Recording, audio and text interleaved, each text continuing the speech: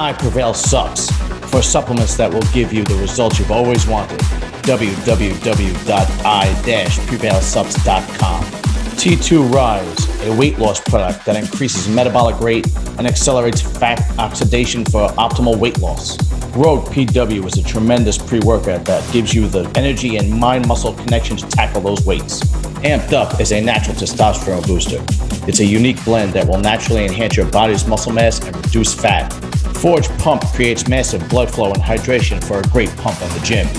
Get these supplements and more at www.i-prevailsubs.com. And remember, use discount code SNS10 for the Serious and Silliness discount. All right, we're good now.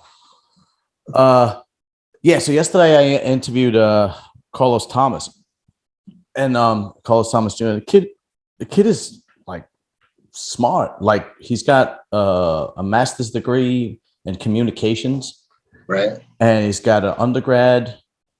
I forgot in what, but he works full time and he does bodybuilding at the same time. He's like he's like a good kid. Like he's very responsible. Doesn't put all his eggs in one basket. It was a good interview. How old is he? 30. You know. All right. And nowadays 30-year-olds, some of them don't have their shit together. So that's. Yeah. And just the idea that he's educated and he's not putting all his eggs in one basket. Right. You know, how many times, people want to be bodybuilders and it's like, you might want to think twice, buddy. You might want to have a backup plan or yeah, right. Exactly. Kind of plan B approach or, some other strategy in case it doesn't always work out. It doesn't always work out. Yeah, exactly. But he seemed like he was a really nice kid. It seemed very down to earth and chill and everything. And he's only 5'6" and he's weighing 265 right now or something like that. That's a lot of weight. That's a lot of weight. Yeah, he's big. Shorter stature guy. He told me he has 22-inch arms. Really? Yeah, he's a big boy. Isn't he a 212 guy? Well, he never competed pro yet. Oh. Okay. He won the nationals overall last year. Oh, that's right. Okay. Yeah. And then he is looking to do the New York Pro next year, 2023. Open or?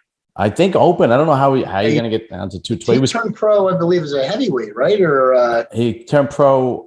He was 219 pounds. Yeah, so he was a heavyweight. Yeah. Yeah. In the middle of the range, upper scale of the range of the heavyweight. So that's a big kid. Yeah, absolutely. I mean, great legs, great arms. I don't know if you saw the picture of him, but I do. I remember him. Yeah. Good shape.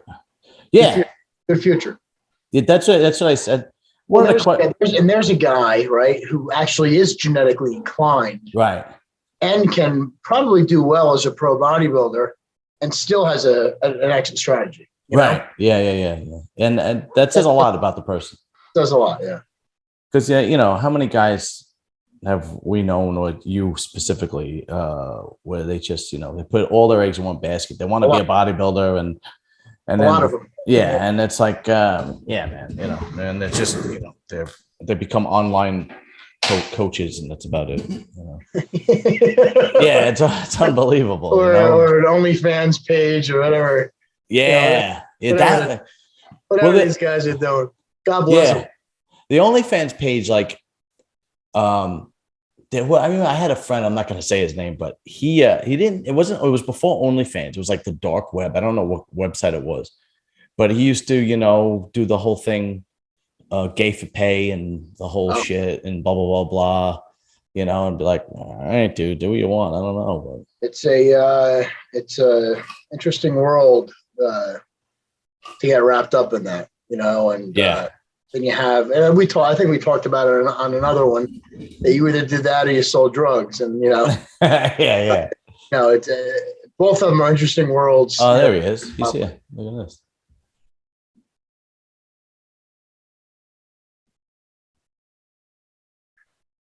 Holy shit, you made it, bro. Recording in progress. What's up, dude? What's going on, man? How you doing? You made it. I'm in here. Thanks a lot, bro. Appreciate it. Who was that? I just heard someone else's voice. Yeah, it's Derik. That's Jason Arntz. Oh, what's up, Jason? How are you, Derek? I'm good. How are you? Good, man. Congratulations on all your success so far. Thank you. I'm not quite there yet, but we're getting close. Right. You're on your way. I appreciate it. Well, listen, man, I was at the show and I told you I sent you the RX Muscle recap when they were talking about you. They're saying basically that, they were said nothing but good things. They were basically saying and it was all true, is that you had great shape and you just had to come in a little bit tighter, A little bit tighter. Yep. Yeah, but I mean, you had a couple of freakzillas on that stage, man. That one, was he Mexican or something like that? The guy, Noel. Noel, yeah, that guy's a monster. Yeah, he's I believe he's from Mexico, and then the other guy is from Korea, and those Korean genetics, they all have gigantic thighs. So yeah, that's right. His legs were unbelievable. But even with that, Derek, can I ask you ask you to turn the phone there we go. Perfect. Yes. How do I change? I feel like an old dad. How do I change it to gallery mode so I can see everybody? Oh, in the right hand corner, it says view, and you should be able to just click it to gallery. Well, I'm on my phone, so it's different than like when I'm on my iPad. Like on my iPad, it's like right there. I can see it. Yeah, it should be. You got it? It should be the same. That's so weird. Because I can only, John, I can only see you. I can't see. And what happens is you should be missing out, dude. You're missing out on some good footage. Oh, there you are. Yeah, what happens is you're only going to see the person that's talking. Oh, okay. No, I thought you could put it in gallery mode. So you should be able to, because I got it in gallery mode and I could see everybody. So I got, you should be able to. I don't know if the phone doesn't allow me to do that, but that's okay. I'll try to figure it out as we go. But anyway, what I was saying. Go ahead. What's next for you? Chicago. So that's in it'll be 7 weeks out. Saturday. All right. Oh, nice. So, okay. I actually just posted a video like right before I jumped on. So we weighed in. I was anywhere between 208.6 and 209.2 in New York. Okay. Like you said, coming a little bit harder and tighter. Now, the issue for me is that usually doesn't mean do more, but it's really hard to turn that part of me off. You know what I'm saying? Like, okay, we have to, instead of just going balls to the wall with cardio or whatever, being strategic about how we implement our cardio, when we scale it up, when we pull it back. Eric, who do you work with? Dave Kalick. He's out of California. He coaches Dorian Haywood? Oh yeah, sure. Yeah. He coaches Dorian. He used to coach Stan McQuay when Stan McQuay competed. Yeah, I knew the name, and now I got it from Stan. Okay. Yep. I know Stan. Yeah, I started working with him during the summer of last year. Okay. But yeah, so come in harder and tighter, right? So I was 208.6, between 208.6 and 209.2. And then I was 206.6 this morning. Okay. So our goal is we are, even if that's not where I end up, my goal is to chase 200 pounds.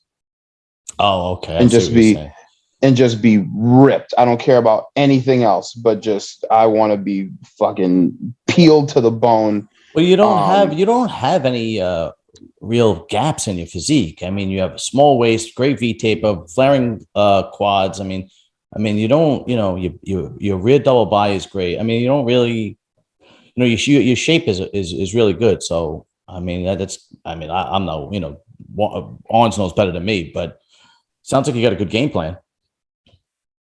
Yes. Thank you. How tall are you, Derek? 5'6" on a good day. All right. Maybe more like 5'5.5", probably.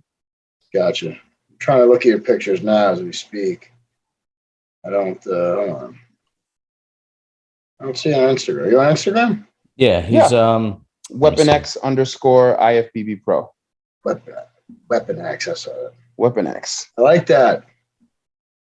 I'm a huge X-Men? anime superhero fan. Yeah. So am I. All right, there you are. Give you a follow there. Yeah, dude, your thank front you, double thank you. buy is really impressive, man. It really is. Thank you. I'm looking at the newest post. It really is impressive. Yeah. So, here's the Near Pro. It did just some fine tuning. Yeah, that's all it is. Yeah, some fine. Yeah. You're 30. How old are you? I'm gonna be 34 actually in a couple weeks.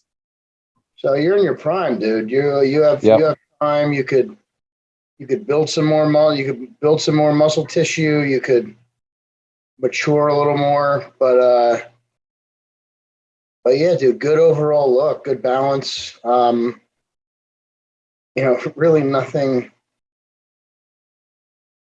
missing. Yeah, there's no weak points. There's no. I mean, obviously a little more in the calves. The bane of my existence. Yeah, that never really mattered too much, though. I mean, Dexter Jackson won the Olympia with no calves. I mean, right. Clarita won the Olympia with no calves. Who did?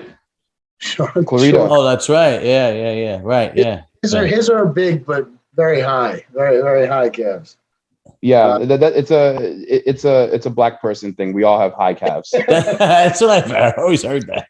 Yeah, dude, I got the white boy disease. So I was always genetically, inclined when it came to calves. But yeah, dude, a little more filling out here or there, and you could do well. Yeah, definitely going to do well in Chicago. All right, so what are we talking about? So, Derik, I interviewed Carlos Thomas Jr. last night. Oh, my guy. Love that dude. Dude, he's like super crazy smart. He's got like a master's degree in communications from some Ivy League school or some shit. Like, yep. Yeah, he's like crazy smart. And he's 5'6", he's 260 now, 265. He's a big boy. It might be heavier than that. And he's lean. Yeah, he's in shape. It's funny. I met him. So I met him in 2016. I won the Eastern USA's, the overall there. At the Bev Francis show. And I've seen him and his dad, Carlos Thomas Sr. at like almost every show that I've done since 2016. And then he competed in 2017. And he was a middleweight. Mm-hmm. And then, he just won an overall at nationals as a super heavy at 235 stage weight. He was 219 from what he told me. Yeah, I think he was a heavy. He was a heavyweight. Yeah, 219. No, he was a super heavy. Really? I thought he told me he was 219. No, he was a super. No, he must have been meant 229 because the heavyweights that won were Justin Shire and Jordan Janowitz. Those were the heavyweight. Shit, you're right. Winners. Yeah, he was a smaller super heavy. Yeah, he was like 230. Yeah, you might be right. He might have made a mistake. Said 2. Yeah, he could have dried out a little more, but dude, he's got a ton. He had so much muscle. Oh my god, frame. Yeah, he told me he has 22-inch arms. Yeah, he's got a lot to work with there. I was gonna say, even if you do have gaps in your physique, if you have gigantic arms like that, that'll hide a lot. Because your eyes will just be drawn. Your eyes will just be drawn. You won't have any choice but to look. Yeah, it's unreal. So you were saying you interviewed him. Yeah, it's really, really nice kid. Not the kid guy, nice guy. Yeah, really smart. Yep. Full-time job. Corporate job. Really, really smart dude. He's doing the New York Pro next year. From what that is correct. That's what he said. I think he wants to get up to 275 or something like that, and then damn. Yeah, from there. Is it me or these guys? Not only are their progress is getting better and better. Like their progress is getting faster and faster and faster. Like I did not think Blessing was going to come out looking the way he looked. The difference between in 1 year was unreal. Yeah. Well, he did some fine tuning. Like he's been a big guy, dude. He's had that muscle. He just really needed to know not just how to dial it in, but how to dial it in and preserve as much muscle as possible. And that's what I think these guys, through years, and Derik, you'll get the gist of this too. Through years of doing this, you start to learn your bodies more and more and better, and then you start to see what really works for you, what you can get away with and what you can't. And there's little small tweaks here and there could make it look like, look what this guy's done. When the reality is that he's had that. He just didn't know how to fucking put it together the last few days. Yeah. So, well, he's working with George Farrow, right? I want to sell him a short, and then in the respect of he's made a lot of progress this year, but most of his progress is really learning how to fine tune his physique in the closing moments before a show. Yeah, I think he could have had this look last year, but it's not that he didn't have the muscle. He just looked flat. Like there was, separation just wasn't there. Maybe they cut water too early, or maybe they cut too much water. It looks like a fluid thing. Like if he had drank more and just, I'm like that too, where, it's not necessarily the food that makes me pop. It's the water. So if I'm hydrated enough, and I don't need much food to, fill glycogen and get, be round. So, if I miss the mark from a fluid standpoint and just focus on, I need to cut water harder, get drier, the opposite, you end up crossing that line where the opposite happens, and then you flatten out and you're not as crispy. Cause I was very crispy, like even 2 days before the show. And then, put the tan on, cut water, and got flatter. You use heavy diuretics, or you go milder than diuretics? No, we didn't. Did we even use any?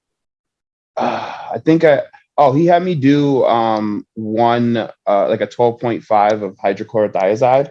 Yeah. And some dandelion root a couple days into the show. Yeah, so these are basic things, and stuff like that could really help you learning how to manipulate your water, because that's not going to pull much out of you. So you're relying more on diet and fine tuning, as opposed to some guys that use heavier diuretics and just sucks everything out of you. Right. So not to change topics, but we're going to get into some gossip, some bodybuilding gossip. Ooh. Yeah. Sounds Tell me fun. about it. Yeah, loads of fun. What do you want to start with? You want to start with Seth or Big Ramy? Oh shit! Yeah. There's a lot to unpack there. Yeah. Well, let's start with Big Ramy. That was going to be my suggestion. Yeah, let's start with Big Ramy. Let me change where I'm sitting so I can get light better. All right, cool. So the first thing is his supplement company drops him, Enhanced Muscle, and it's Tony Hughes that owns the company, and he said on RX Muscle, Tony Hughes said that he has never even spoken to Big Ramy. He's always had somebody. Not since he brought him on? Yeah, not since he brought him on. Really? Yeah. And okay. He dropped him because there was no social media presence. And there was, he wasn't putting any work in trying to push the product or anything like that, And then he misses the guest posing at Pittsburgh Pro, Jim Mannion's show. And it's a good thing Derek Lunsford came in looking the way he did, because it kind of took a little bit of eyes off of that. Took the steam out of Ramy gossip. Yeah. Yep. And then he didn't make a public apology until Dennis James was kind of put on the spot when asked where he was on his own podcast. It was Dennis James, Lee Priest, Milos, and Chris Cormier. And quite the lineup. Yeah, you ain't kidding. And they were basically, they asked him, like, where was he? And he didn't even know. And Dennis James actually went to the Pittsburgh Pro because he was supposed to be helping him. And he was there, and he didn't know. He said he spoke to him a couple of days before, said that he was going to be flying in, and so on and so forth, and just never showed up. And Then a week later, Big Ramy puts out this apology that he's really sorry and so on and so forth and blah, blah, blah, and he'll do better and all this crap. And blah, blah. So that's basically the whole thing with Ramy. My opinion is I think Big Ramy thinks the world revolves around Big Ramy.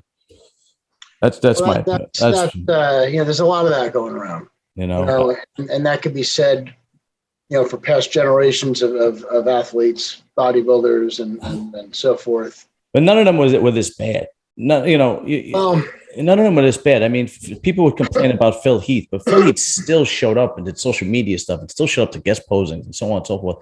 Not to mention that Big Ramy literally needs to be taken by the hand between Chad Nichols and Dennis James and be spoon-fed in order for him to fucking follow through and win the Olympia. I mean, so it sounds like to me that he's just very genetically gifted.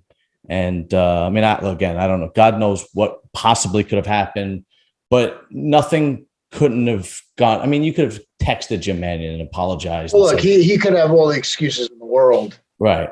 Of anything short from being on a watch list that they wouldn't let him fly over. Yeah, right. Yeah, exactly. However,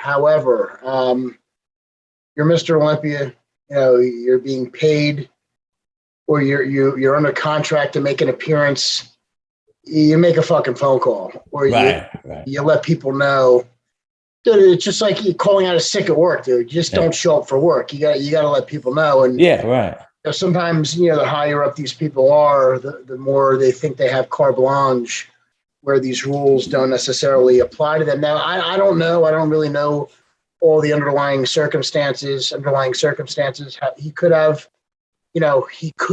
a really good excuse for what just happened. But if you look at the behavior, if you look at the patterns of behavior with him, kind of goes with this motion where he feels like he doesn't have to answer to anybody. And people should cater to him, which is not going to get you very far, in not just the sport, but in life. But now, now you're losing your credibility as an athlete to your fans, to people who recognize you, and people who are going to hire you for future events or future showings. Like, I'm gonna promote a show and feature you as a guest poser and put your name all over the posters that you're coming, and now I got to explain or give back money to tickets that were sold because you didn't show up. Right. It's just bad business. I wouldn't do that, and I would hope nobody would do that to me. And I really hope he could straighten this out with whoever has seen a little bit of damage, from his actions. What do you think, Derik? Let me offer possibly a different perspective. Right. I guess you could call it playing devil's advocate. But so I've met Big Ramy at a couple of occasions a long time ago. Because I used to be a member at this gym in Connecticut, Montanari Powerhouse. Yeah, and, sure. So they had him that, I don't miss much about Connecticut, but that is one thing that I very, very deeply miss. There's like a college every 27 feet in Connecticut. Oh, dude. Connecticut is a big education state for sure. Yeah. But so I've met him a couple times, and probably and that was even when he didn't know as much English. Mm-hmm. And probably one of the nicest, sweetest people I have ever, just genuinely kind, not only in what he would say to you, but just his energy. His energy came off as kind. I felt very comfortable just being around him. What I have known about him just in the brief time I got to spoke with him, and then, as I've ascended through the ranks myself, being able to connect with different people who, were close to him or are close to him or whatever. He's nice to a fault, and to the point where he gets very easily pressured, and doesn't doesn't seem to deal with pressure very well. And a behavior that I noticed, just from afar, that kind of makes that a little bit more evident to me is he went through this period where he was just bouncing from coach to coach. Yes. Right. Yeah, that's right. Yeah. And I don't, and I say he was bouncing. I don't think he was bouncing. I think people were just pulling him in different directions, and him not knowing as much English at the time, him not being familiar maybe with how everything works. He was very easily swayed, and it just led to him having like 5 different coaches in like 2 or 3 seasons. Yeah, I remember that. So he might, now I'm not saying this to excuse his behavior, because at the end of the day, it is very unprofessional and it's something that should have never happened in the first place. But maybe he's the type that when he feels like he's being pulled in too many directions or drawn into a corner, that he kind of withdraws. So that's one perspective. The second perspective that kind of came to me from a post that I saw on Instagram, I think it was on Buys and Tries. Maybe he doesn't love bodybuilding anymore. Well, he said he's going to retire next year. Right. He said he wants to retire by 37 because, he's not able to see his family as much. He's not spending as much time with his kids. That could have been another thing. Again, not excusing his behavior, but maybe he was just like, dude, I'm away from my family too much. Like, I want to tangle my children. Like, I'm not going over there. Bye. Who doesn't? And agreed. However, it doesn't make it right. It doesn't make it right. It's still making a phone call. It's still making exactly. A phone, no, I agree. But maybe he just doesn't love this. But like I agree. And I don't think he does. Also, there's people, there's people that, they don't function, with people or society the way normal people do. I don't know if this is him or not, but maybe his way is withdrawing and not commit, and maybe he thinks that's okay.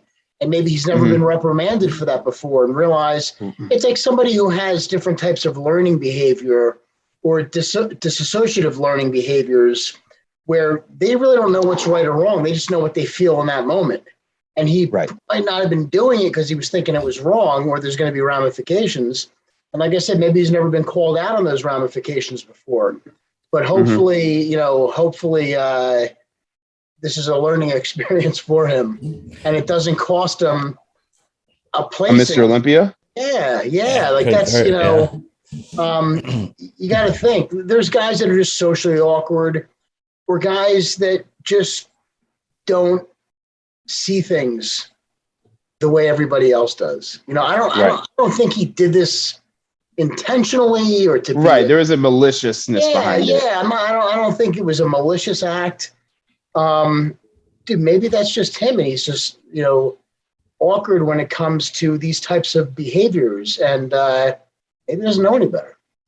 I don't know. I mean, it's all well and good. It's possible, but he is in a very, very privileged position, and not too many guys are ever in the position that he's in. Well, that goes to my point a little bit more. Maybe he feels as if he's never had to explain himself. Yeah. He's never had to be in a position to say, "Hey, dude, I'm not coming." He just doesn't show, and nobody gives a shit because he's fucking Big Ramy. He's Big Ramy. That's my point about the pressure thing. When before he wanted Mr. Olympia, the only pressure that he had was, when is Big Ramy finally gonna come in the shape? When are the quads gonna be in all the way? Like, that was his pressure, and that was it. That was all he had to deal with. So now, for the first time in his life, like, the spotlight is on him, not just what he does on the stage, but everything he does off. Whereas before, all we cared about was stage Ramy and nothing else. Yeah. Right. So this could be a new experience for him that, like you said, he has to learn from and bounce back hard. He better start doing some serious publicity, start showing up like literally everywhere, and bring the best Ramy we've ever seen. Otherwise, he's not going to win the Mr. Olympia. End of story. Mess around and lose to Clarita. Yeah. Yeah. Saying. Right. I have a, I don't know. We learned last time that I don't have a lot of compassion for guys who can't stand stress, because I was watching, we were talking about what's his name, crying on Fuad Abiad's show. Blessing? Yeah, Blessing. And I'm not much of a very emotional person, and I can't stand seeing grown men cry. So when I hear things like it's a lot of pressure and so on and so forth, I'm like, yeah, dude, you're Mr. Olympia. If you can't handle it, fucking retire and let the next guy fucking handle it, because you are in a privileged position and you are obligated to promote the sport as the number one guy on the sport. I mean, I remember. Look, there's an argument to that also. You just have a black heart and no soul. That's why you cry. You don't cry. I wasn't gonna say it, but I mean, dude, I cry all the time. Jesus. What do you want? Estrogen pills? Pussy when it comes to emotional type of stuff. But dude, if you put on Lion King right now, as soon as Mufasa dies, I cry in every Disney movie. Jesus as soon Christ. as Mufasa dies, I'm gonna start crying. If I watch Up, that little montage. If you don't know if you guys have watched Up before, the montage in the beginning where like he shows him married and happy, and then the wife dies and he's all alone. Yeah. And I'm like, oh my God, I'd like waterworks. When he shows up for the kid at the Boy Scout. Dude, who doesn't cry at that? Who doesn't get moved by those? This guy doesn't. he's like, fuck this guy. Go get another wife. Like, But back to that, you say that he's in a privileged position. The reality is he's in a position that he's earned. Yes, good point. Whether we like his behavior on what he did here or not, he's earned his status. And granted, as a Mr. Olympia, you expect certain things. That doesn't necessarily always hold water, with certain different types of personalities. And you have a guy like a Phil Heath before who didn't necessarily get along with a lot of people, and he probably wasn't treated the way other Mr. Olympias like a Jay Cutler was, who was, Jay was everybody's hero, dude. He was, he was the people's hero. And you have a guy like Lee Haney, right? Right. Who didn't like Lee Haney? I mean, he was he was an all-American type of guy, dude. A guy of faith, a guy of this, a family man. But dude, got the minimal amount of publicity for being Mr. Olympia, and he held every virtue that you possibly could hold as a human being, and as an Olympian athlete, right? Absolutely. So when it comes to a guy like Ramy, who doesn't probably have like the American social skills that somebody like a Jay Cutler or a Ronnie Coleman or even a Dexter, would have. So there is that sense of there's something lost in translation there. And maybe he feels as if, look, I just want to compete and do my thing, and I'm not into the notoriety. And I'm not into the fame and the fucking spotlight. And I get that because I was that kind of guy also.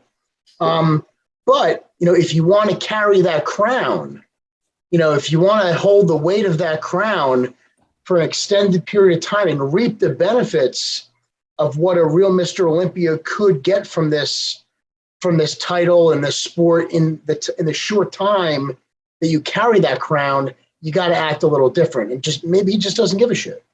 Yeah. I'm still going with the world revolves around Big Ramy and Big Ramy's head. Because in Egypt he's a goddamn superstar. In Egypt he is a class A. Well, dude, it's a different culture. It's a different culture. You got to think too. Like, think about how many like high level professional athletes we have in America. Right. Exactly. Yeah. And then in Ramy's country, he is the athlete. Yeah. I think they have a soccer team, but it's not the same. It's not like, Real Madrid or Manchester, Man U or whatever. So like Ramy is the person in his country. Like there is no one probably more famous in Egypt than him. Yeah, absolutely. So, the other thing too is, maybe he didn't understand the expectations, that are, of him as a Mr. Olympia. And this is what I mean. there is no rule, as far as I know. I could be wrong. You know, when I win a Mr. Olympia, I'll update you guys.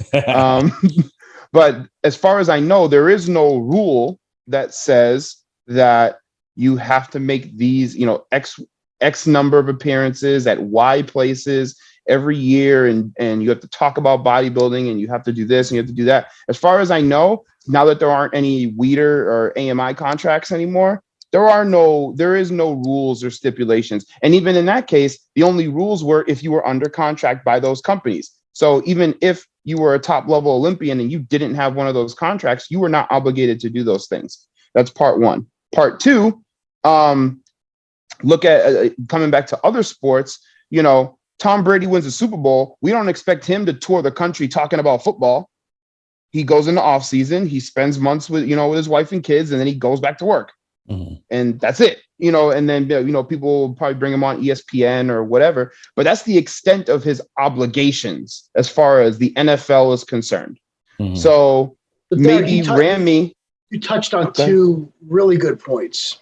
And the first one is him being from a different country. And you have, and John, we talked about this on a different podcast, but you have American athletes, right? Where this is where people all over the world look to see where the best athletes come from. They come from the States, right? We generate the best fucking athletes around. So we have a higher regard when it comes to what they do in their off season. And just like you said, you know, Derik, that maybe, you know, he doesn't know to take the tours and do, or that doesn't feel obligated because there are no Weeders or AMIs anymore. And that's a very good point.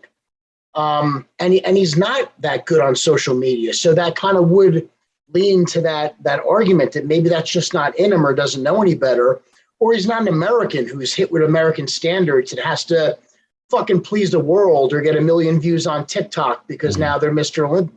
Like I said, he just wants to compete and do his thing and this and that, just like a Dorian Yates. Wants to go home, compete, make his money, and do that. Yeah. Dorian wasn't as privileged when it comes from a financial standpoint as a Ramy, who's probably spoon-fed and given everything he needs out in his home. Right. So that kind of gives to that argument. And the second argument was a part of being like, well, it kind of covers the same area, being like a Tom Brady, where, you know, you have football, and this is a recognized sport. You know, football, it's an American sport, but it's a sport that's known worldwide. You know, bodybuilding's known worldwide also, but you don't get the kind of spectators and the kind of money and sponsorship that goes into bodybuilding as you get a football or a soccer athlete, basketball, baseball, so forth. However, so you have an expectation of these athletes, these bodybuilders, to help promote the sport, to bring the sport more notoriety so more income could come in, as opposed to a football where, dude, if you're in the sport, you get the notoriety because of the huge following. So there is a conflict there, but it kind of goes a little bit to what Derik said and what I said also. And then, John, I don't think you're wrong either, where he thinks the world revolves around him. And maybe he thinks it doesn't, but he's gotten away with that for so long. And he doesn't live by American standards where he doesn't feel like he's got to promote fucking bodybuilding. He's already put his hard work in. You know, he wants to compete.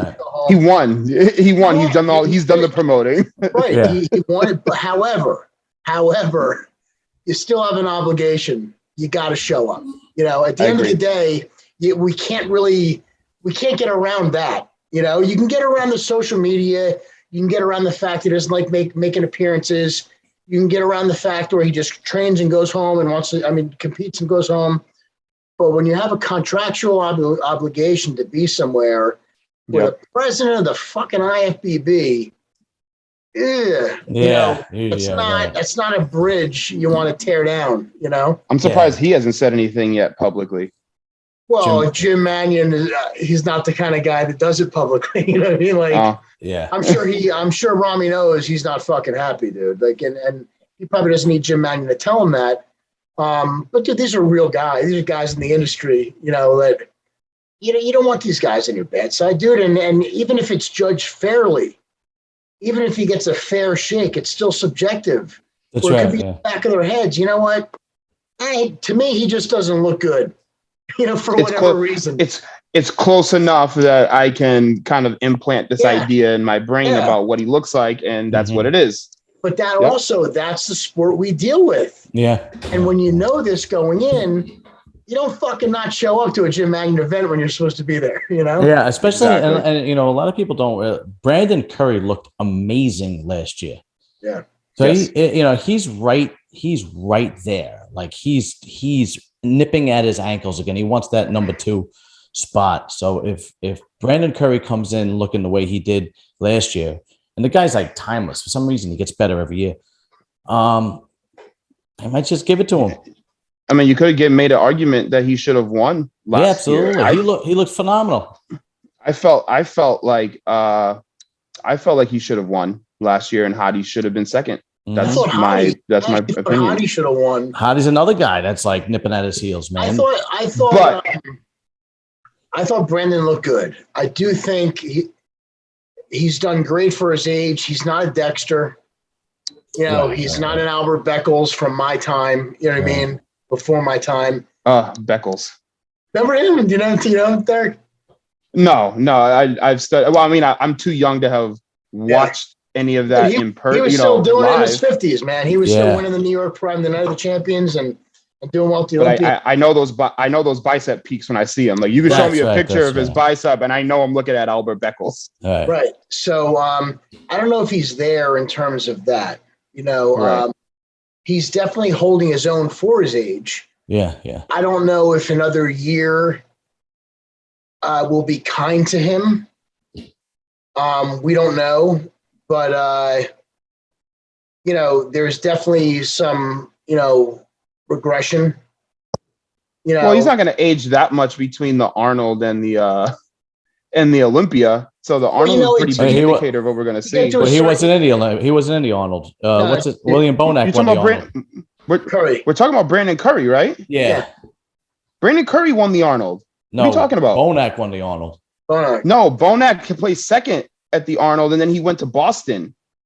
Oh, shit, you're right. No, he's fucking right. I know what I'm talking about. Get out of here. No, he's fucking right. William Bonac won Boston, and Brandon Curry won. Yeah, dude. That was that real controversial win. Yes. I thought Bonac should have won that one also. Yeah, that's right. Yeah, I forgot about that. We did the podcast on that too. Yeah. But you know, the thing, in my opinion, not to get off topic, but the thing that kept Bonac from beating Brandon, in my opinion, is the lat sweep. Like, you know, in that front double, especially in the front double, he's able to hide it pretty well in his rear poses because that there's so much dense tissue packed and it's super 3D. So everything that he does, the muscle just jumps out at you, right?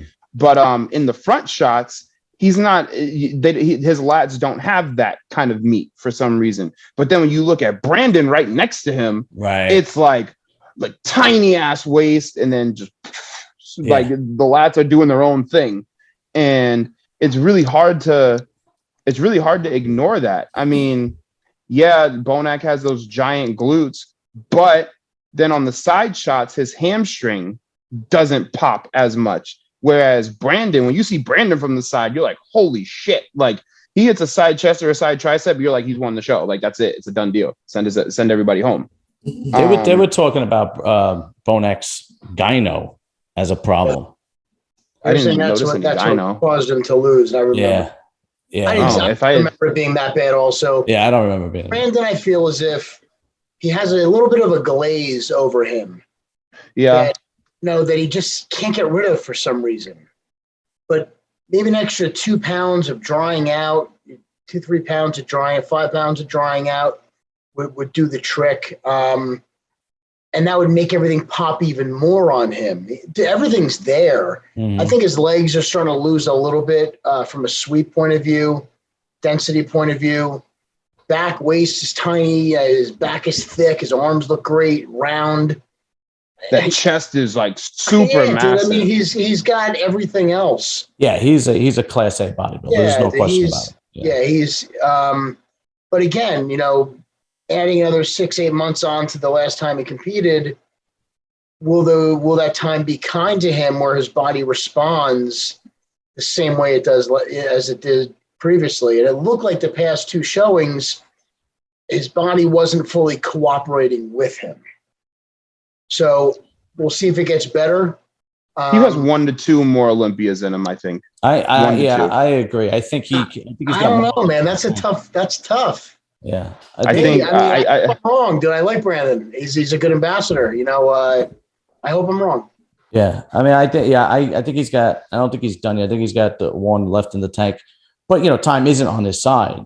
No. But dude, great poser, good stage presence, great athlete, great representative. You can't really say anything bad about Brandon Curry, And he put it all on the line. Like he went to the other side of the planet because this is what I do for a living. And I got to go all out because I got a family to feed and I got responsibilities. And that takes a lot. And that's very admirable, I don't know. And plus there's a lot of young dudes coming up, man, that look real good. A lot of young blood coming up looking real good, man. I mean, it's just they're coming out of the woodwork, coming out of Europe and Middle East and Canada. It's unbelievable.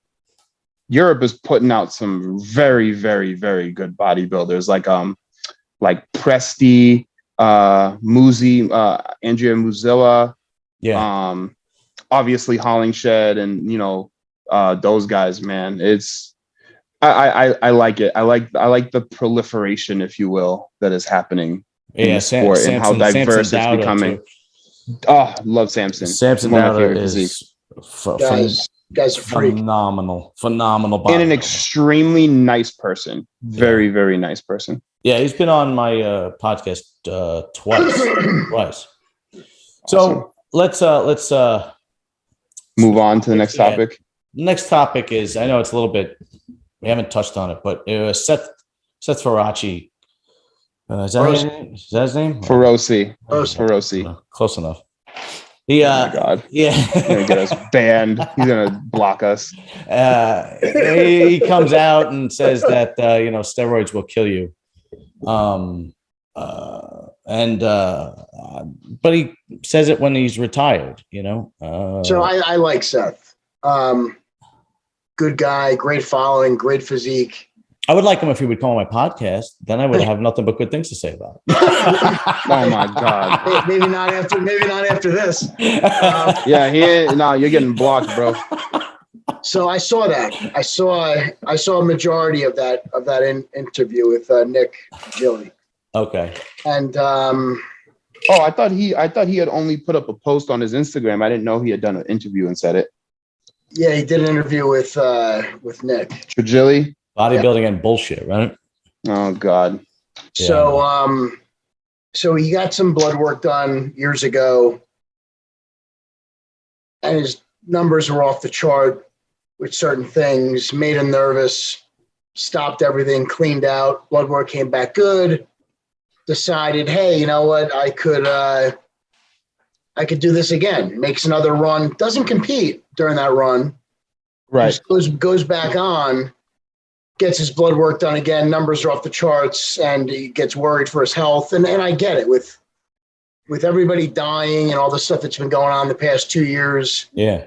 I get it. However, you don't get your blood work done when you're in the middle of a fucking cycle. It's like drinking a pint of Pure Grain or a couple bottles of tequila or whiskey, and then going and get your liver enzyme checked. The next day. It doesn't work that way. I wonder what my blood alcohol content is like. I hope it's normal. Right. Yeah. Right. Yeah. Right. I hope I'm okay. Right. So, with that being said, we all get into this sport. We've all done these things. And look, we've heard it. We still hear it. Hey, if you could take something that'll enhance your athletic performance and make you hit a couple extra home runs or make you train better or do this or make you a better athlete.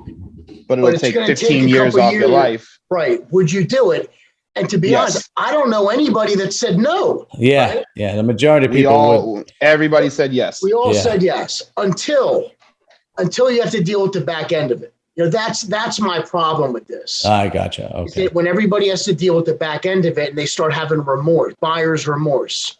Well, now I'm worried. Well, why are you worried? Are you worried because, look, you're not competing anymore, you're retired, and this is your angle now for a market? You know what I mean? I don't get it. But you can't shit on the sport that made you who you are by saying it's all drug use and this and that, because you could say, hey, look, there's football players, dude, that they can't get out of bed or get on the field without cortisone injections or glucose steroids that are breaking up inflammation that could allow them to walk for the night just to put them on the field, but these guys don't care, dude. They're athletes. This is what they do. Look at Ronnie Coleman. But you got to respect Ronnie Coleman, even now with his inabilities to walk right and his back surgeries and back injuries and knee and hip replacements. The fucking guys. We lost one thing about how he trained, what he did. So this is what we all signed up for. We all signed up for this.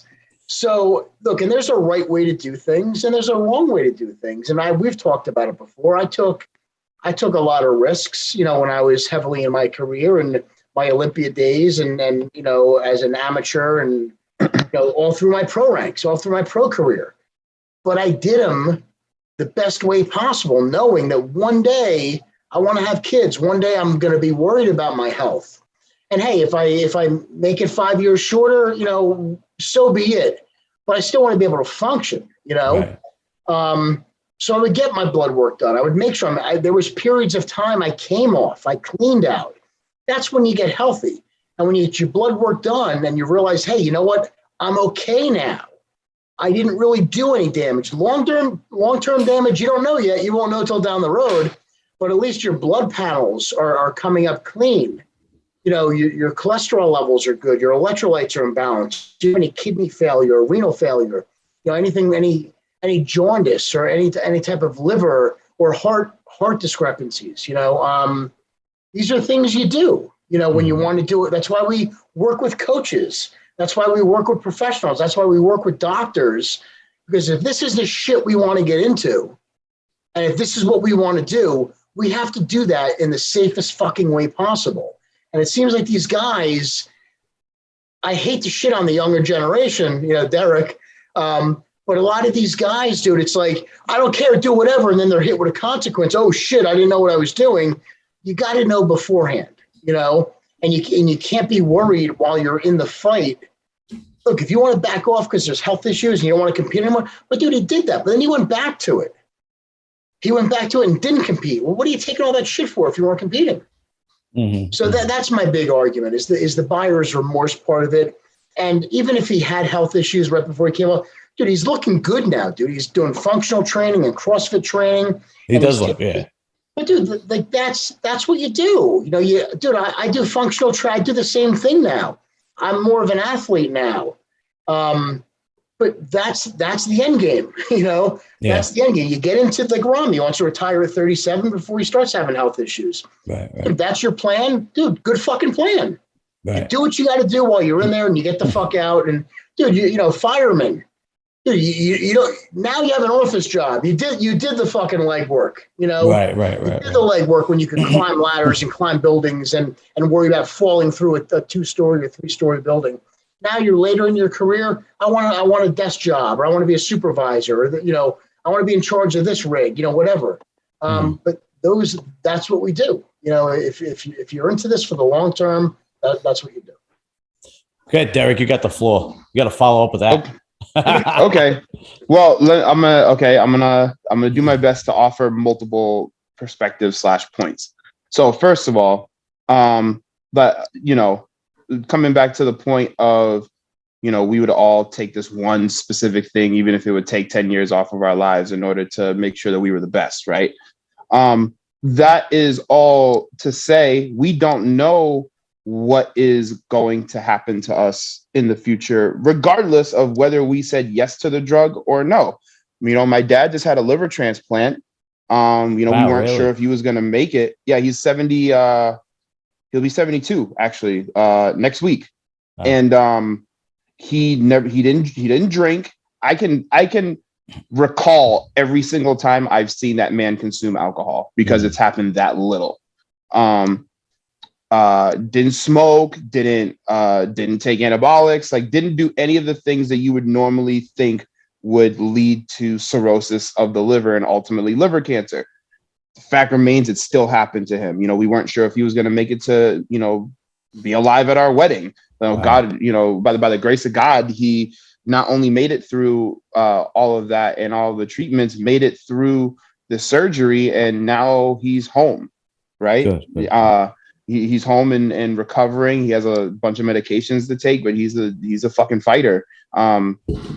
So that happened to him, and he didn't make any of those decisions. And then we know, I'm sure me and you, all three of us all know people who have been smoking for the last 40 years and somehow make it to like their 90s. Yeah. I mean, they talk like this all the time, but they're still alive and like doing shit. So there's that. The second point is, I would say, medically and academic wise, I think there are more of us, the athletes in the sport, who are more aware of these things, or actually taking the time to learn this stuff for ourselves instead of simply relying on whatever a coach tells us to do. So I think there are a lot more of us that are getting more educated on the process, getting more educated on the medical side of things and the academic and research side of things, which is helping a lot as well. I think, a lot of the decisions that these guys made back in the 90s and early 2000s, as far as, specific supplements they use, or for how long they used them, how long they stayed on cycle, they might have made different decisions if they had known about constantly getting their blood work done, getting an EKG and a calcium score done, things of that sort, instead of, I got to be the best, whatever it takes. Like, I'm just going to like balls to the wall, all gas, no brakes. Which leads me to my third point, which is, you have people who are great responders. You have people who are mediocre responders. You have people who are really shitty responders as far as the administration of anabolics. So I've gotten my blood work done 3 times during the prep, while on cycle. And the only things that have been out of whack for me are liver enzymes were slightly elevated. I mean, like my AST, I think, was like 47. And then my ALT was 66 or 67, something like that. Like that should be expected, obviously. Okay. Like you see those numbers in natty people. So right. That's that train hard. Really, that's not bad. That's not bad at all. Creatinine was like 5 points high, and my EGFR was 1 point high. What was your hemoglobin, your hematocrit levels? I don't remember the exact number. I just remember it being they weren't normal. elevated? I'm surprised. Nope. See, that would be more concerning than the liver enzyme count, to me anyway. You could take a couple Motrin or drink alcohol. The next day, your liver enzyme count's going to be high. You right. can eat fatty meals and have a what the thing that elevates my hemoglobin and hematocrit habitually, and not even by a lot, but like, just takes it out of range, is EQ, equipoise. So like when I'm in off season or like transitioning through a contest prep and I'm taking EQ and I've been on it for like 2 months, 3 months, that's when I see my hemoglobin and hematocrit high. I'll go donate blood, and then my levels are normal again. Mm-hmm. So have you been doing that? Go ahead. How long have you been doing that? Doing like getting blood work done and draining, donating, stuff like that. Oh, years. See, so you haven't been in a situation where you allowed your levels to elevate, but that goes to my point also. So you've been conscious of this. You're doing it, from what I could tell, pretty smart. Relatively smart. With good intentions in mind. This is the stuff that'll give you longevity in the sport. This is stuff that'll broaden your future, as opposed to, like I said, these other guys that do it haphazardly, don't know what's going on, and then they run their blood work and get freaked out, and then just stop doing everything and blame it. blame it on the drugs. And the last point is a lot of these guys started competing and using anabolics as teenagers. Right. So they make it to my age and they have almost 2 decades worth of cycle use. Right. And when they started using anabolics, they were already at super physiological levels of hormones anyway because of puberty. Mm-hmm. So that's where I was. I didn't learn about this stuff till almost like the beginning stages or early stages of my pro career. Or I didn't really give a shit enough because I had that mentality too. You throw it all against the wall, all gas, no brakes, and but then I started thinking, dude, if you want to have a future, got my levels checked, didn't freak out. This is what you do to remedy this. This is how you fix this problem. This is how you deal with this. And you make these calculated, decisions that, like you said, give you longevity in the sport and could help you elongate your pro career. Right. So like I didn't start until I was 27. I didn't do my first cycle until I was 27. I already had 14 years of training under not bodybuilding training. I want to make that clear because as we know, working out and training are 2 very different things. But I had been working out 5 days a week consistently for 14 years. I started when I was 13. The only times that I really took breaks in that time were when I was in college during like the last month of the semester for finals. Midterms and finals, I would take anywhere from like a week to a month and wouldn't train because I spent all my time in the library. Other than that, I was in the gym 5 days a week the entire time.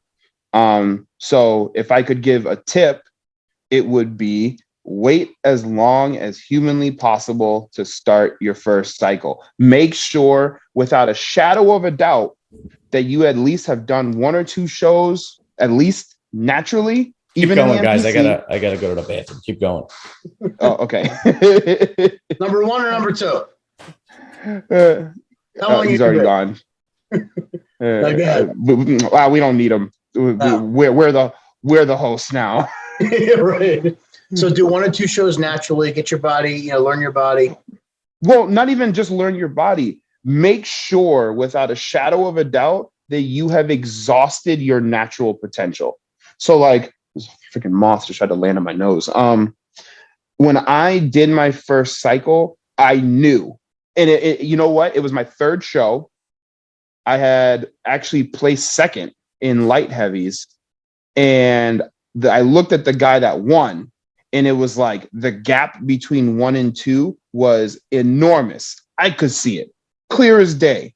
And that was like the switch went off for me. And I was like, there's no way I'm going to look like that the way I'm doing things right now. It was just, the muscle was just dry and hard. I mean, he was older than me too, but still there was just a dryness and hardness to his look that I knew I wasn't going to be able to achieve naturally. Right. And that was my moment where I was like, I'm 14 years into this. I got the food down right. I'm drinking my water. I'm doing all of these foundational things.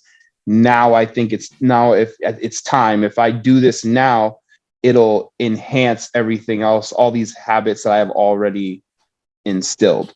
So that's that's how Ronnie Coleman did it. That's how Kai Green did it. A lot of these Flex guys, Wheeler, some of these guys were natural for a long duration of their careers before they hit it and actually stepped into the big leagues. So you're in good company there. So for me, I'm going on 34. So, but I mean, technically I'm 33. So 7 years. Is my math right? Yeah, 7 years on cycle, as opposed to people typically at my age who are hardcore into bodybuilding have, already have like 16, 17, like at least double the amount of time using anabolics and a lot more than I use. I don't use, if you like my protocol compared to some of the ones that I've seen, like makes me look like baby doses. I like the way Jersey Shore guys do it. They start like around April Right? I love how he just comes back from the bathroom with like this random shit. I like the way Jersey Shore guys do it. They start around April, right? And they only finish in August. They finish in August. They only do chest and buys, and they blast themselves with 1,000 milligrams. You know the old Staten Island workout. His legs out. And stuff. Yeah. They do tren and test and D balls and D balls. I love how you put an S, made it plural. All the D balls. Yeah. And then they have great conversations about how much they're doing, and they drink and pound beers and all weekend long. It's Pabst Blue Ribbon. Yeah. And smoke. Yeah, right. And smoke. Yeah, right. It's good. And hit on the girls with giant fake tits all weekend. Yep. That just summed up the Jersey Shore, basically. Yeah, that's it. So I guess coming back to the Seth topic, that's kind of my thought. Will they kill you? Not any differently than chronically drinking alcohol or smoking cigarettes or anything like that, or recreational drugs over a long period of time. Not any different than how those will kill you. Yeah. Right. Or eating too much for a really long period of time to where you're overweight. Mm-hmm. That'll shorten your lifespan too. But if you are being smart about what you're taking, actually taking the time to educate yourself on what you're taking, not just from your coach, but also from an academic standpoint, there are a lot of books I highly recommend. William Llewellyn's Anabolics, 13th edition. Everything you need to know is written in that book, and everyone should read it if you are in the sport. What was the book that was passed around the gym when we were young? Jay. Oh, Arnold's Encyclopedia of Modern Bodybuilding? No, it wasn't that one. The gear book. It was it's an underground book. Underground steroid guide or something like that. Yeah, and everybody in the gym would pass it. Everybody in the gym. It was Dan Duchesne's, or was that another one? I don't know. Dan it was. I don't think. I would think it was the Myoplex guy. Wasn't it the Myoplex guy? That was who wrote it? Yeah, yes, guy. That was right. Yeah, yes, yeah. Yeah. I think it was him. Scott. No, that was Metric. Scott. Anyway, there was this underground book, and everybody would share it in the gym because nobody knew it. It was like one copy going around, and that was everybody's guide. And then what happened was everybody wanted like, oh, well, get me this and get me that, and then it was like, man, this is way before the internet and underground labs. So it was just what was available. You can't have that. You can have what's available. Right. We can't get you D ball, but we'll get you Z ball. Here you go. Yeah. That's right. Yeah, that's right. Yeah, it seemed like there was more stuff manufactured back then. European countries and different pharmaceutical companies that were making. Now it just seems like it's either not accessible, or you have your bathtub guys that are just making shit in their bathrooms. Yeah, they don't want us to be huge anymore. Yeah, right. With sterile environment not part of their not a priority, And there's a lot of that going around. There's a lot of that like underground UG lab stuff going around, To be honest, from what I hear from people and what I've seen, I don't know any real companies that people are getting stuff from anymore. No, me neither. None. Nope. Unless you have a prescription from a doctor. Right. I haven't seen that in years. Yeah. No, it happens to be true. The only problem is like, you just don't know what's real, what's fake, what's underdosed, what's not. Back in the day when you got the stuff, when it came from a pharmacy or it came from Europe or whatnot, it was like, potent. It was. I remember the first cycle I did, I got massive nosebleeds because my blood, I don't know why my blood pressure was high or whatever. And I remember the first cycle I did, I was 21. I did Sus, Deca, and D-balls. See? Fucking yeah. You got Z-ball. That's why you were getting nosebleeds. It was the Russian D-balls. Do you remember those? I think. Oh shit! I remember. Yeah, the Russian D-balls. Yeah, I think they were 50 milligrams or something like that. You know what I'm picturing? I'm picturing you, like going to McDonald's and like getting like 3 Big Macs and like popping a D-ball and then eating your Big Macs and then going to the gym and then going back to McDonald's afterwards. That's actually happened. That actually, it wasn't McDonald's though. It was Burger King and a diner. And it was, I went to Burger King. Love Burger King. Yeah. Double Whoppers. I went to Burger King and I had a Whopper. And then after we worked out, I went to the diner and I had a cheeseburger deluxe. And, there was not one piece of like, you couldn't see any muscle. I was just like a bloated fish. And you remember those shirts everybody used to wear, Jay? Remember those tight ass fucking T. Michaels? Yeah. Shirts are the other ones, the tight ones. It was the tight ones, and everybody spandex ones. Yes. Oh, what a terrible.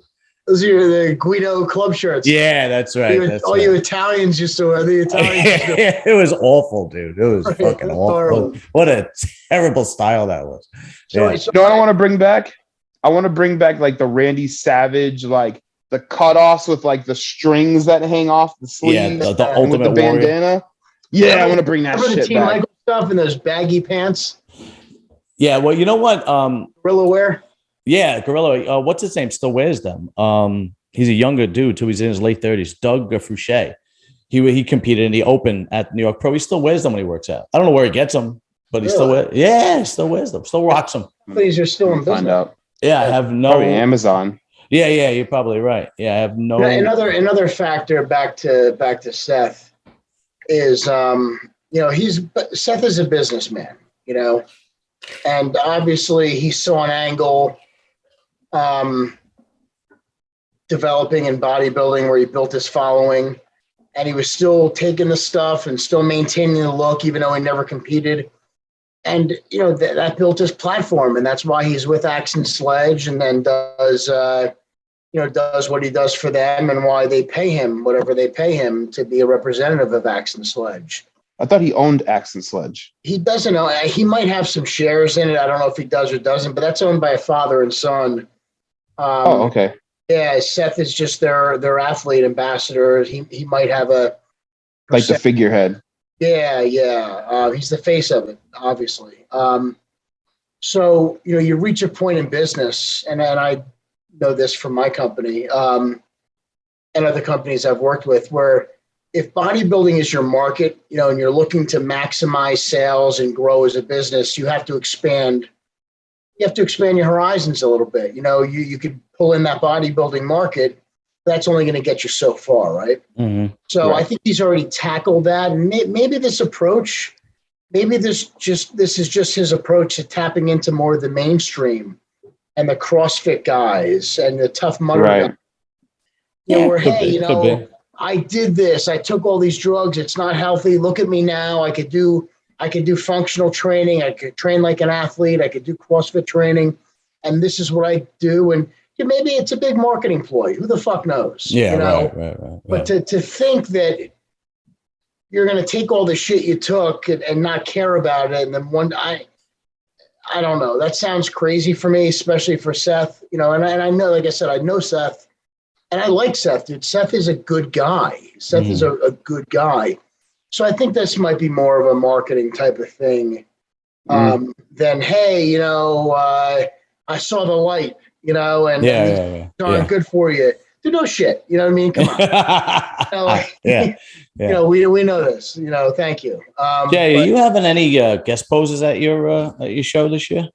No, I kind of got away from that a little bit. I have a couple guys and local guys sometimes that'll show up and do it, but I got away from it past few years just because it wasn't bringing a draw anymore. Unless you have like a big Ramy, and then it's like people are there really to see the guest poser, not really to see the athlete. Where my show is more for the athletes, And if I have a guest poser up there just for the crowd, the people that are buying tickets that want to see a good show, I'll do that.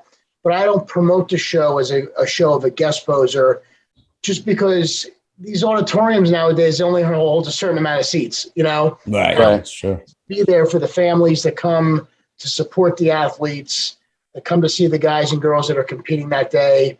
where if we flood it with ticket sales for, you know, Derik Oslan. Yeah, exactly. You know, just saying. Right. So we'll talk.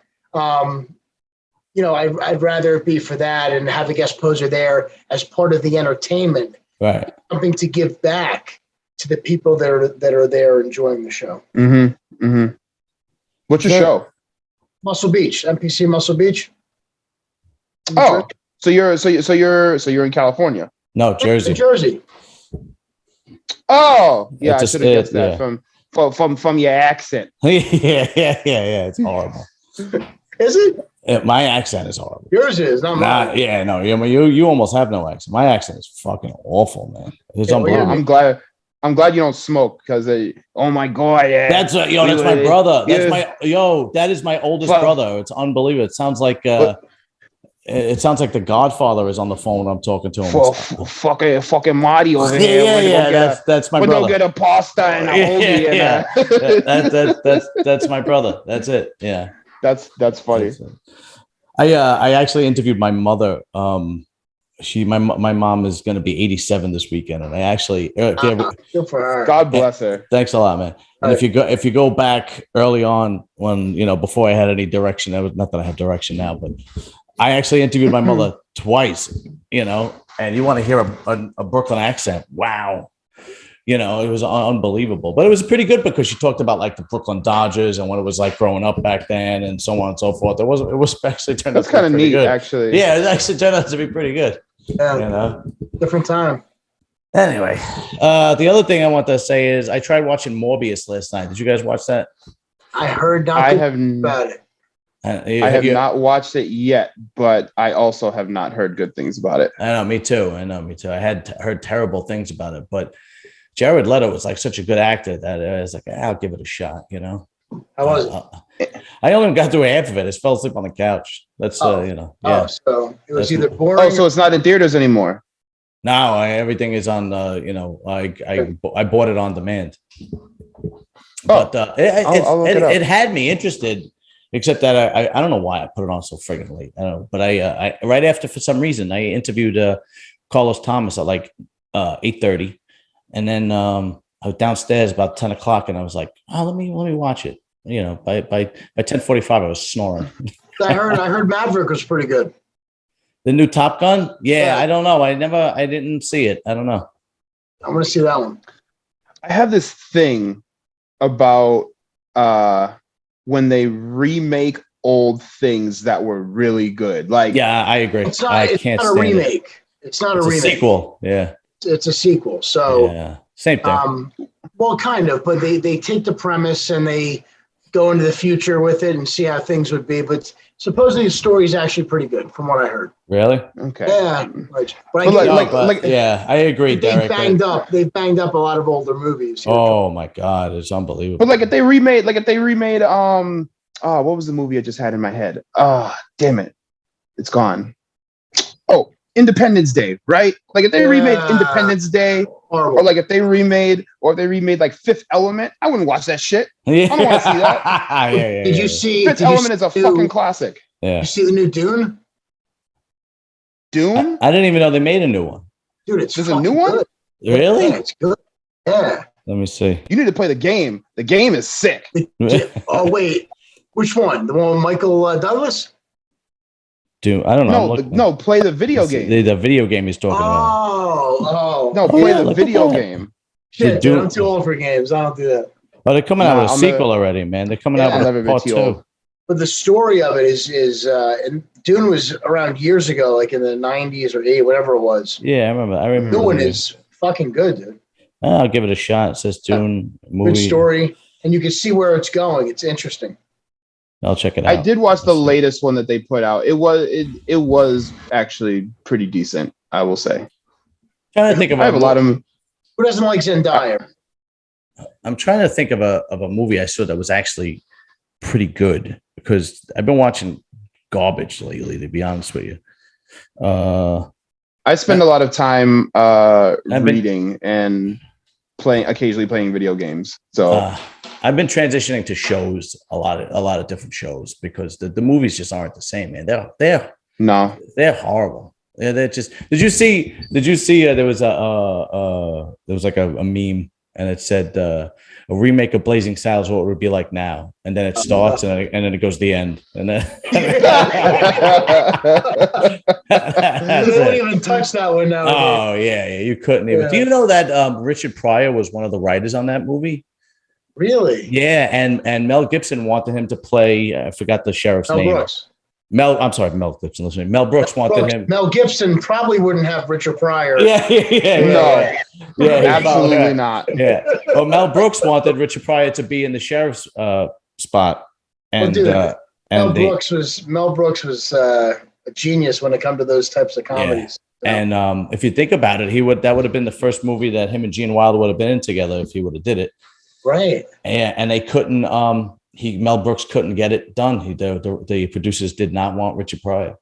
Really? Yeah, they did not want Richard Pryor, but he Damn did. Shame. Yeah, it really is. But he did help Mel Brooks write a lot of it, actually. Oh shit. Yeah, absolutely. Yeah.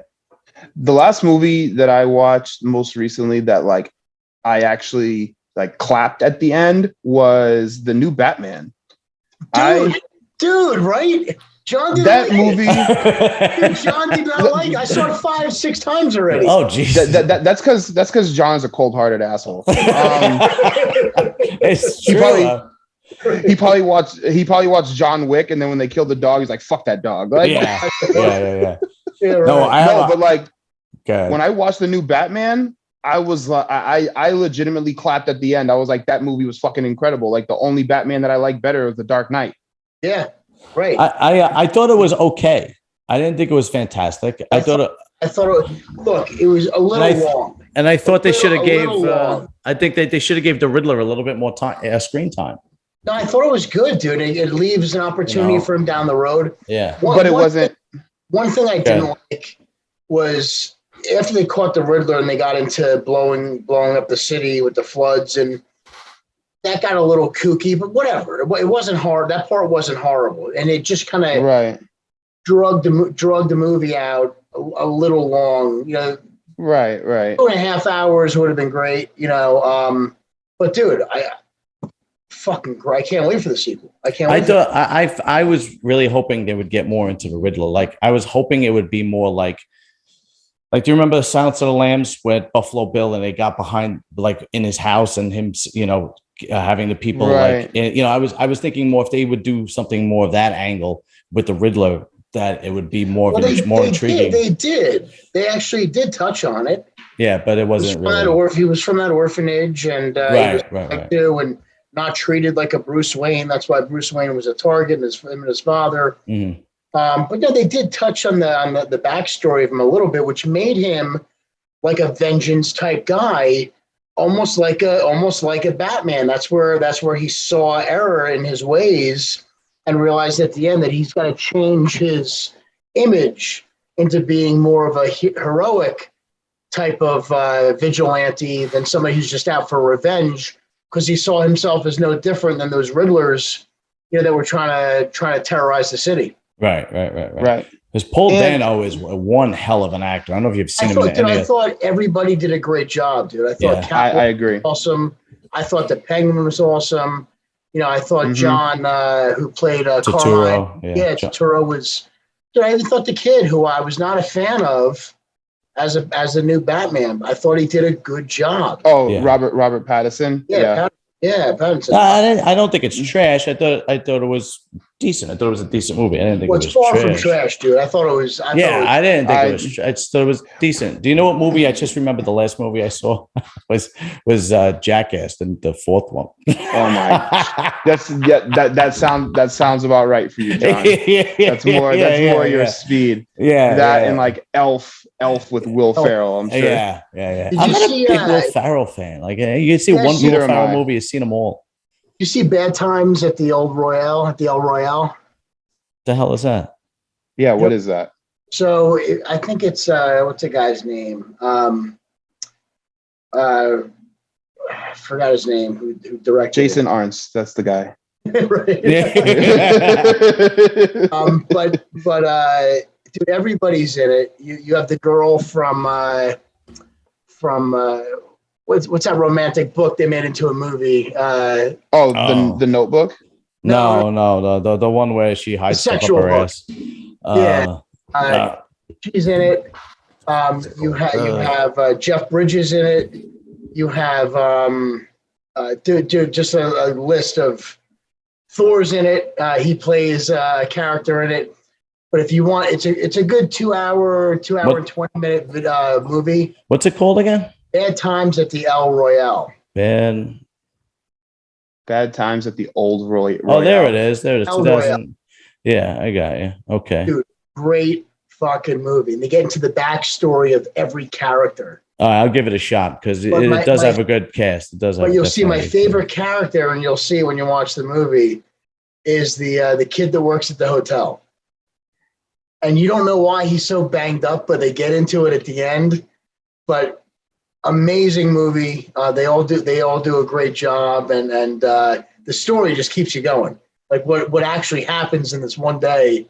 It's almost like a Tarantino movie where you get definitely check it out. It jumps around. 50 Shades of Grey was the book. Yeah, but it jumps around. Oh yeah. That wasn't a romantic. That was supposed to be like an erotic novel almost.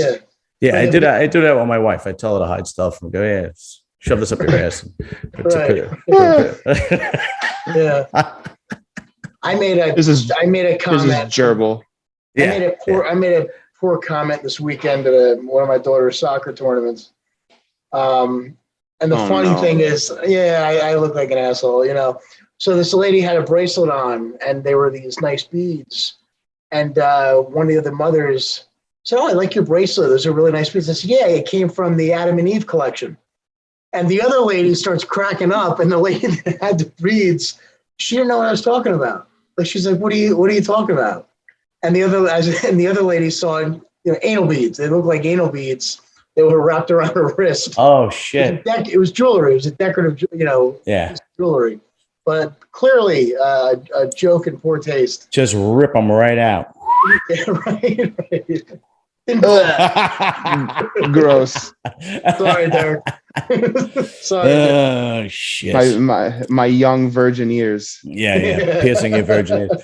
Yeah, I never tried anal beads actually. I never gave them. I've been to the. I've gotten several prostate exams. Right. Yeah. When my insurance. I was wondering where that was. I go all the time. Not because I need to. Just yeah. I went like 3 times last week. My insurance won't cover me anymore. No problem. Yeah. And it keeps coming back clear. You want to go in there again and just double check? Yeah. Give it another look around. I had it done once, and my doctor was this big dude, and had it done once, and he's like, "Just take a deep breath." I bet he was. Yeah, he was. He goes, "Just take a deep breath," and I'm like, he goes, I said, "What are you doing?" Because it wasn't like it was like digging around in there. I'm like, "What are you doing?" He goes, "I'm looking for something." His glove. He lost his glove. Yeah, I said, "What are you looking for? A parking spot? What are you?" Right. Unbelievable. Yeah. All right. On that note, I'm going to cut it. You're going to cut it. I'm going to cut it because I gotta turn my goddamn air conditioner on. I'm sweating my balls off here. It's getting warm out. Balls. Yeah, my D balls. Sweating my D balls. Yo, you're gonna go back talking to your wife like that now, Derek. Right. It's just gonna go, what the fuck? I'm a fucking mobster. What are you talking about? Balls and anal beads. Yeah. All right, fellas. Listen, Derek, thank you very much, dude, for coming on. I really appreciate it. You're very welcome. Anytime. And as always, Jay, it's always a pleasure, man. And we'll definitely do it again. Sir. Derek, take care, brother. Yes, sir. By the way, Jason is way more handsome than John. Son of a bitch. But he's not wrong. He's not wrong. Thanks, Derek. I'll follow you back on Instagram when I get off. You got it, man. I appreciate it. Later, fellas. All right, guys.